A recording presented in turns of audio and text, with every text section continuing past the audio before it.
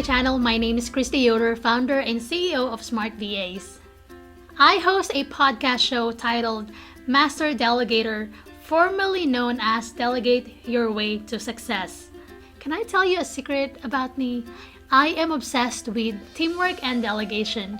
I consider myself a lazy entrepreneur not because I don't like working, but because I always find ways to do things in the most effective way. I was born and raised in Manila, Philippines, moved to the States, and grew my agency from one person to more than 40 plus team members as of this recording. I was able to grow my business 10 times more after I hired my first virtual assistants within 3 months. And that's why my goal in this channel is to help you grow your business by giving you fresh perspectives on delegation, up-to-date proven business strategies, and by interviewing successful entrepreneurs to teach you how to scale your business while living a freedom-filled lifestyle. Every week, we upload highlights of my interview with amazing entrepreneurs. If you want to listen to the full episode, please visit masterdelegator.com. Please also consider subscribing to this channel if you haven't already. So, are you ready to become a master delegator? Let's dive right in. So, I want to go back to the word engagement. Why do we want our employees to engage with whatever it is that the company is doing? I mean, why do we want employee engagement? Yeah, can you tell us a little bit about the importance of that? Yeah, very good question. And I like to use the Apple Watch as an example. And I recently I said, I'm not going to get an Apple Watch because I pick up my phone so much throughout the day. And the Apple Watch has really kind of just facilitated that for me. So I need to turn the notifications off. But what the Apple Watch shows you and how that relates to this is every 2 minutes I get a different notification, whether it's news or whether it's an email. So I'm continuing to pick up my watch and I'm continuing to look at this information, and it's pulling me away from the tasks that I have at hand. So my task orientation on the day is I have a very structured day where I wake up and I put together kind of my to-do list on the day, and then I break out my day into different structures, meeting with the team first, after a meeting with the team, and really kind of diving into the different kind of departments that we have and the different strategies that we have. And that keeps me kind of engaged throughout my day. But it's these things that really kind of pull me out of the norm when people don't have like a structured day that really kind of breaks their productivity cycle. So just basic engagement is, can we stay focused and can we actually find our work meaningful? That's kind of the very first layer. The second layer of that is, how do we get people bought into what we're doing every day? So most people go and they work in organizations that they have some affinity for, either the brand, the mission. But after a certain time, a lot of companies aren't evolving with their employees. They're evolving with the market, but they're not evolving with their employees' needs.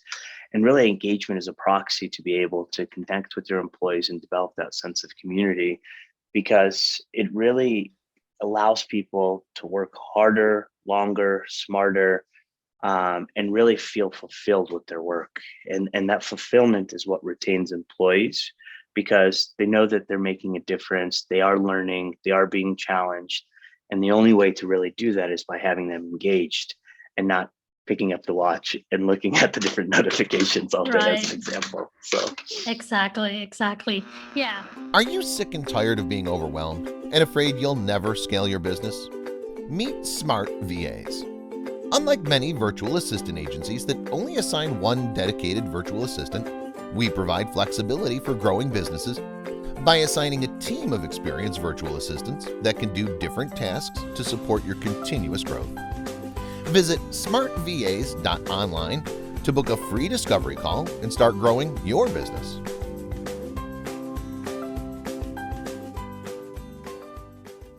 Yeah. So is employee engagement much harder to apply or to execute now that we are, most of us are working in the virtual world? Yeah, great question. We see this in all shapes and sizes, but predominantly, I would say the one really kind of catalyst that really drives whether organizations are able to engage their population really well virtually or not is they have the proper technology infrastructure to be able to communicate and really engage with one another throughout the day. So there's things like Slack. There's things like different types of employee resource groups. There's different types of community boards. So I think organizations that had those in place really were able to kind of be at the forefront because they just were maintaining the status quo, and that's just how they work. Organizations that didn't have that in place really started struggling through this just because they hadn't established that sense of community in the virtual world at all. And they were trying to do this for the first time while they were trying to, navigate their budget constraints, navigate the shift in markets. So I think organizations that are virtually set up and have different programs too. So again, first level is let's have the kind of the core ability to communicate virtually, and let's establish community around that. The second thing is, can we do stuff that outside of the scope of our 8-hour workday that really is reflective of like taking us out and like teaching us something new and experiencing that as a group. And if we can do that and experience that as a group for the first time, then it's a great opportunity for us to connect with one another outside of just the scope of what the job is. And so that really is kind of another catalyst of what distinguished companies that did this really well from companies that didn't do this well. Yeah. So communication and also building relationship outside of your work hours, those are really important. So what do you think is the best employee engagement strategy for remote workers? Yeah, that's great. I can't answer that without being biased, but I can give you what I see out there with organizations that are doing it very well, and some of the organizations that we work well.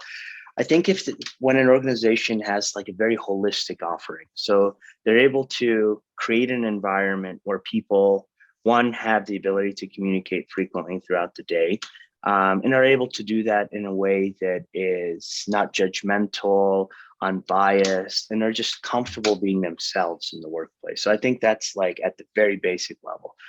Number two, I think when there is a regimented like health and wellness program, whether that is some type of mindfulness practice, whether that is some type of breathwork practice, or something that allows the individual and the team to be able to reflect on the day and reflect on themselves and really have that level of heightened consciousness, really kind of enhances their performance, their ability to reduce stress, their ability to reduce anxiety in the workplace. And then that coupled with, team building is always fun. You want to do stuff that's fun. That's how you connect with people. I personally like to connect with people over different types of meals and experiencing new cultures. But that's just because my fascination is human behavior, but a lot of people like to learn new things. And so when you're able to take micro learnings from different types of like cooking classes, or if you're able to do wine tasting or dance classes, stuff that people are not really accustomed to throughout their day, bundled in with the health and the wellness, and then you sprinkle in some learning and development, which is, can we teach them something new? Can we teach them something that they can apply to their work every day? But can we teach them something that also extends further and really gets them to really believe that this organization is bought into kind of my professional development and enhancing that? So really, I think it's a programmatic aspect of, let's create some type of communication channel that's very unbiased, unjudgmental, health and wellness, to really kind of elevate consciousness and just feel good and get the endorphins moving. And then it's really, let's do something fun. So I think it's kind of collectively, if you're able to do that. And then the other part of it is you need to be able to do this on a routine basis. So if you can do this for 30 days and then have a primary focus and then shift that. So it's all about the routine. So if you can maintain that routine and create that, then you're really kind of getting people engaged and you're bringing people together and establishing that sense of community. That's really good. Hey, thank you so much for watching. If you want to listen to the full episode, please visit masterdelegator.com or simply type in Master Delegator on Spotify, iTunes, or any other podcast channels. Please also consider subscribing to this channel if you haven't yet. See you again on the next video. Bye!